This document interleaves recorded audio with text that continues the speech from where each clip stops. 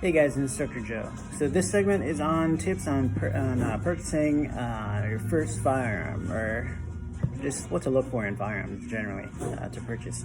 So I got a ton of different firearms up here. I'm gonna explain a little bit about each of them. So I'm gonna start with kind of the most popular ones, especially for California purposes. So right now I have the Smith & Wesson M&P Shield. This is a 9mm. This is the most popular one for California. For one, you have it 9mm or 40 Smith & Wesson caliber. It's up to you. They're both the same exact size. 9mm with this extension magazine, you get an 8-round capacity for it. You do have a safety up here, manual safety. Up is safe and down is fire. You do have also internal safeties on it. So if you're looking, has a good handful of safeties. So you have to kind of think about what they are when you're firing it and everything. What's first and foremost, I like to tell people, find something that's ergonomic for you. So whichever dominant hand you are, to get a good ergonomic, you want to have a good high tang grip, no space there, no space there, just like in my marksman videos. A nice light to medium handshake grip. I always go for comfort over anything first. See what's comfortable in your hand. This is a skinny gun, so if it's good for your hand, it's comfortable for your hand. Should be comfortable for when you do shoot it. Get your finger away from the trigger too when you do it. Yeah, just if it's comfortable for you, then that's cool. It does not have night sights, but I mean, it's just a model that I'm talking about. You can always upgrade the sights on it. As I said, this does have safety features. For one, it does have a magazine disconnect safety. It will not fire unless there's a magazine inside of it. So no click there, magazine inside of it, clicks. Yeah. This also does have a loaded chamber indicator, meaning that this little guy will pop up when you do have one in the chamber of the fire. So it's perfect for low light situations. So it's, let's say like low light, yes, middle of the night, something goes bump. You can always run your finger on the top of that, see if there's one in the chamber, if you have to rack it. And just don't forget, it does have a safety on it. So with the right-handers, when you have it ready, up is safe. When you go to fire, it's right there, and then you can get that in with your other hand grip. And yeah, so this is the Smith & Wesson M&P Shield. Most popular one in California. As I said, skinny. For concealed carry purposes, you don't have to think too much about holsters and anything. You can get a $40, $50 holster, that'll be fine. Yeah, it's pretty skinny. Shootability, I have this reference on my marksmanship videos, so it's pretty easy to control in a 9mm. Well, 40 will give you that extra punch if you're looking for that, for like a, what's it called? Predator animals or stuff like that. So now the nation's most carried gun, Glock 19. There. Cool. So for California purposes, it is 10 rounds in the magazine and everything, 10-round magazine. Cool. So a lot about the Glock. It has internal safeties, so it's just a grab and go gun. There's nothing to switch on or off to make sure it fires. Everything's safe. I mean, especially for California. You can load this thing up, chuck it across the floor, and then it will not go off. That's it. Very modular. You can turn this gun into a lot of different things. Sights are very easy to change out of it as compared to the Shield. It's a little bit more cumbersome to change the sights on the Shield than the Glock 19. It is thicker than the Shield too, stuff. But if you think about it, like the size of the Glock 19 and the size of the Shield, and it's kind of comparable. But height-wise, it's the same height and everything. Barrel-wise, sure, you get a little bit less there, but it's less snappy than the Shield for sure. With that, like half-inch, 1-inch difference does make a difference in a 9mm. For 2, you do have a little bit more grip space on the Glock 2. There's certain ways to hold the Glock and everything that'll kind of make it more controllable and everything. You have a different angle for the Glock than regular guns and everything. It gives you kind of that advantage, but you do have to kind of get used to shooting something like this. Also with the Glocks, you can do a lot of stuff to them. Like I said, for carry purposes, this is like the most common one, the Glock 19. The Glock 17 is more full-size, a little bit more controllable because it's not as short as this one right here. I got my little hand down below it, everything. With the Glocks, you can trick them out. For my 17, I tricked it out, obviously. Did a lot of stuff to it. Yeah, but this is not my carry gun, obviously, my competition gun.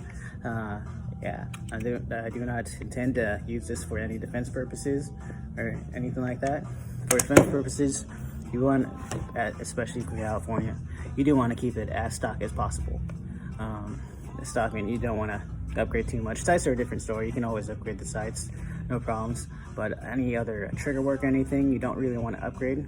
The Glock does have a pretty consistent trigger. They are the most cheapest to repair if anything goes wrong.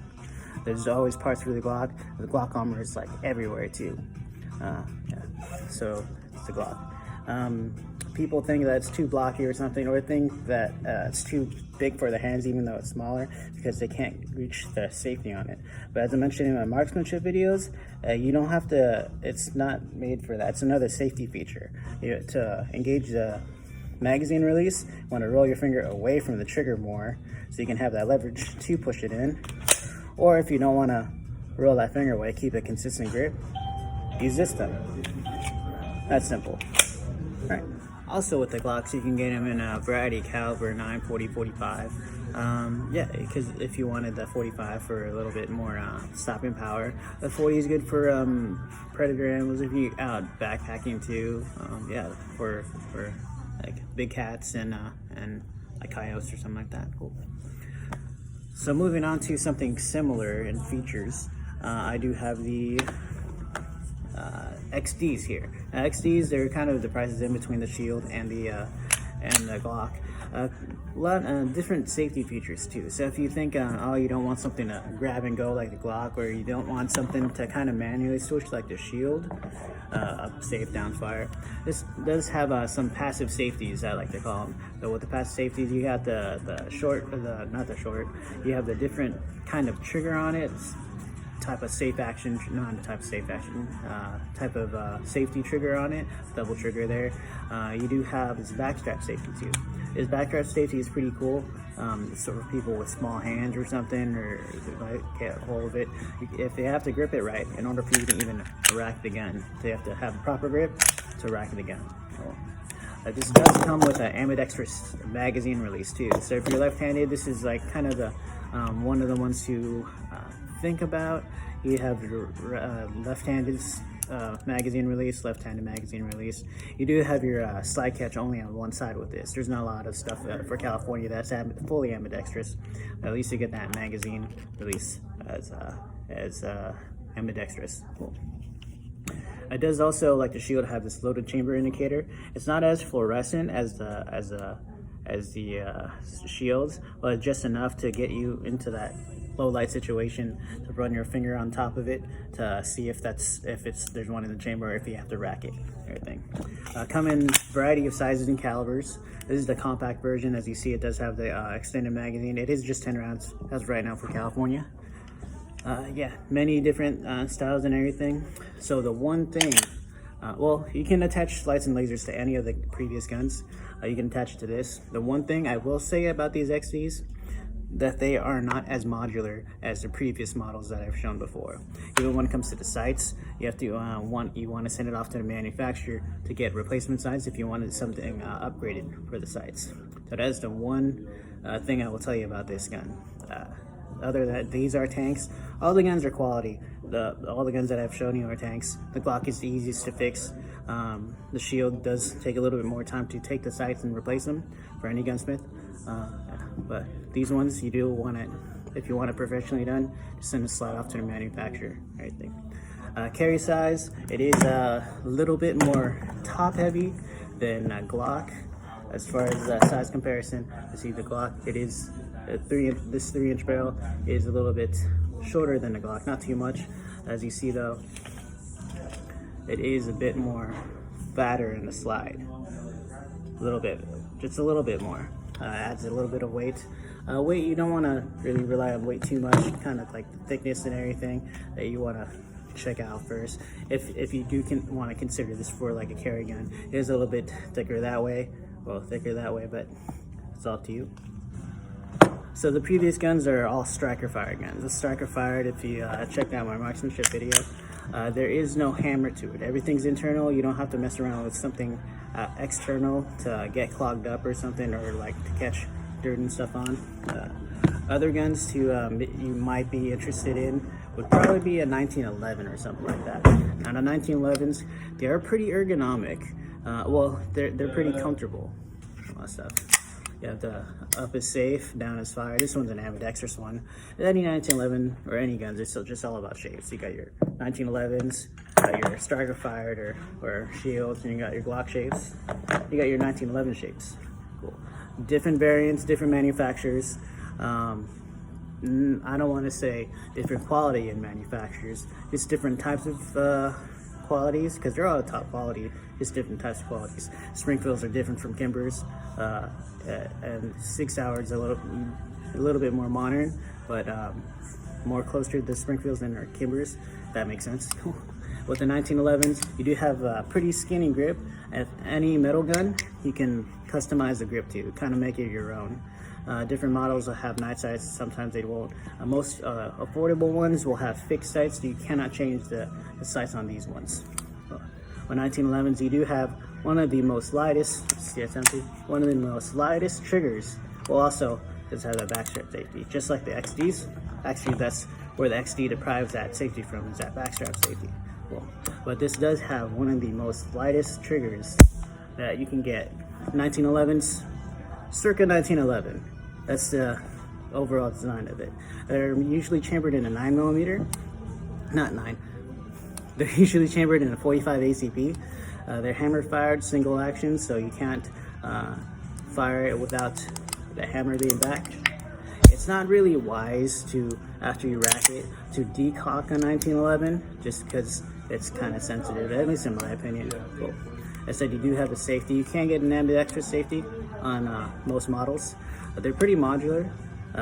And yeah, metal gun, so it does have a little bit of weight to it. As I said, you can get different grips to it to get the most ergonomic design for you.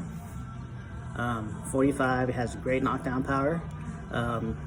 They're not, some models don't have, most 1911 models, you do want to break them in, especially if you're using hollow points or something like that for defense purposes. You want to break them in with hollow points, or get special hollow points designed to shoot out of a 1911. So that's another cool ergonomic design. As far as price points, I mean, it's just, I'm going by popularity, not by price points. Everything's really, in my opinion, first off is ergonomics. See which one's the most ergonomic to you. I'm gonna repeat this a lot, but that's what it really comes down to. First is ergonomics, then functionality, everything, whatever's comfortable for you.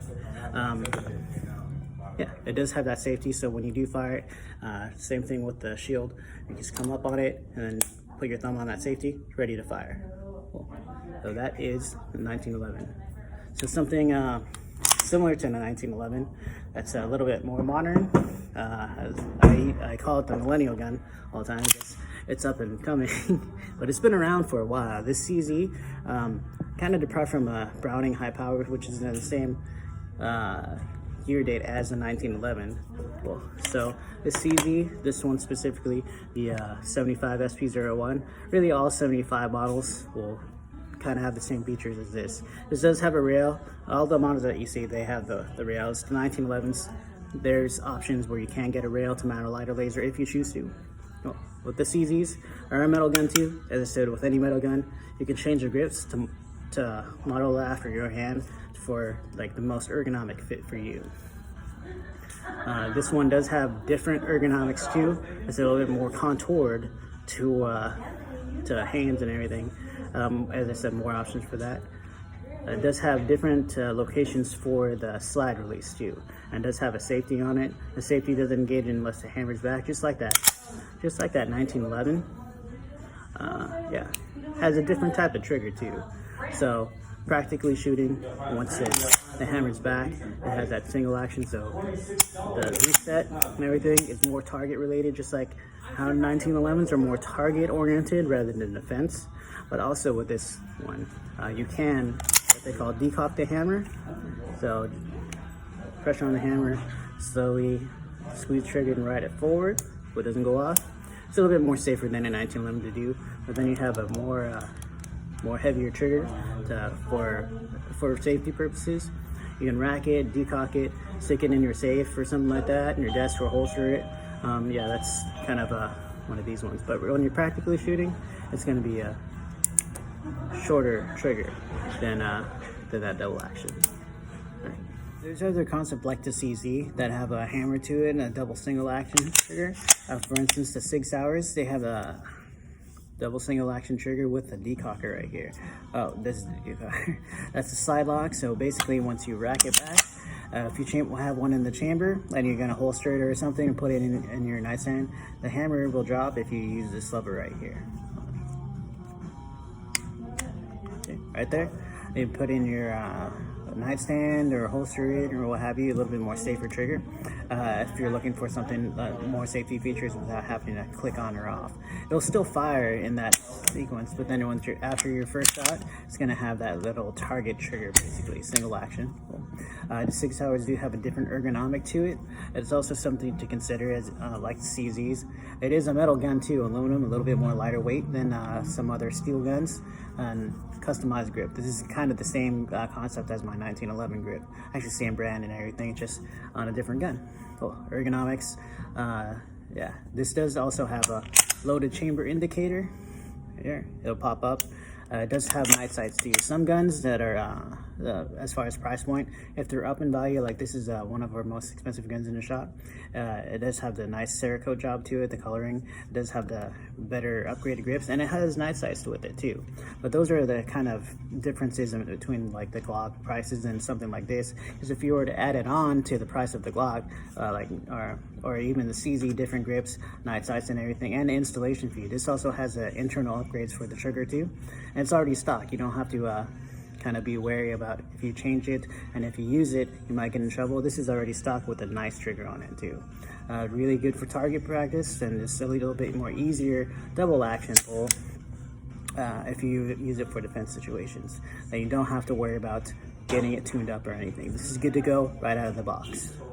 One of the last ones to kind of consider is a revolver. So revolvers, this is a kind of older one, but you do have pretty slim grip to it. With revolvers too, just like any other metal gun, you can get different types of grips to make it your own or feed to your ergonomics and such. With the revolver, you don't have to mess around with a magazine. Most standard size revolvers, this is kind of standard, a little smaller for a standard, but most standard size revolvers are a 6-round cylinder.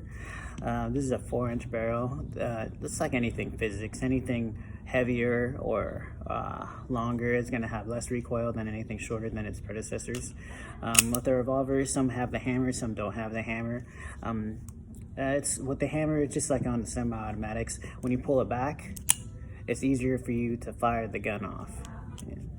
You can also decock it too if you choose not to fire. It's just a little bit more controllable as far as firing mechanisms. But also, you can just load it and you can just fire it just like so. It's just load and go gun, no magazines to worry about. Now, as far as caliber is concerned, I mean, it's the difference of caliber. It's 9mm 45. 45 is going to be a little bit more slower than a 9mm, but with the diameter of it, it's going to have more knockdown power. There's certain specialty rounds for a 9mm like this one. It's a hollow point. So what hollow points are designed to do is expand on impact, so giving you more stopping power for one, and not so much over penetration. These are the kind of two popular ones for defense. 40s are kind of a specialty round. Sure, it might have more knockdown power than a 9mm, but it's going to have more snap than a 45. So if you're considering something for predator type animals, coyotes or big cats or something like that, you could consider a 40. It's especially if you want more capacity than like a revolver. A 357 or a 38 is going to have a good enough penetration power for those types of animals, as opposed to like a 9mm or something like that.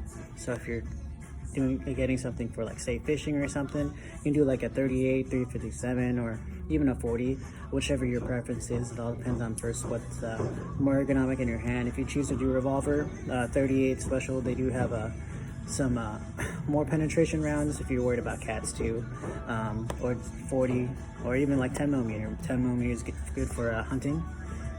45, not so much. As I said, it is a slower round. It's not made to have that extra penetration power than a smaller round like a 357 or 38, like that. So with all that, just what's more ergonomic in your hand, what type of functionality you'd want from it, but mainly just what's more comfortable in your hand first. If you get something different caliber and everything, you can get used to it like a 40 if you wanted to. If you ever shot before a Numbnose 38, it's pretty punchy. So if you do like, if you hear somebody suggesting, no, just get a Numbnose 38, there's no magazine or anything, it's small and everything, it might be small, same caliber as a bigger gun, so it's gonna have more punch to it than you think. 9mm, as you see in these rounds, the diameter of the bullets are pretty similar. They're actually really similar, 0.335, I think. Yeah, they're really similar. It's just the casing is different. So you're gonna have more punch out of something with a longer casing, like a 38 special, than a 9mm.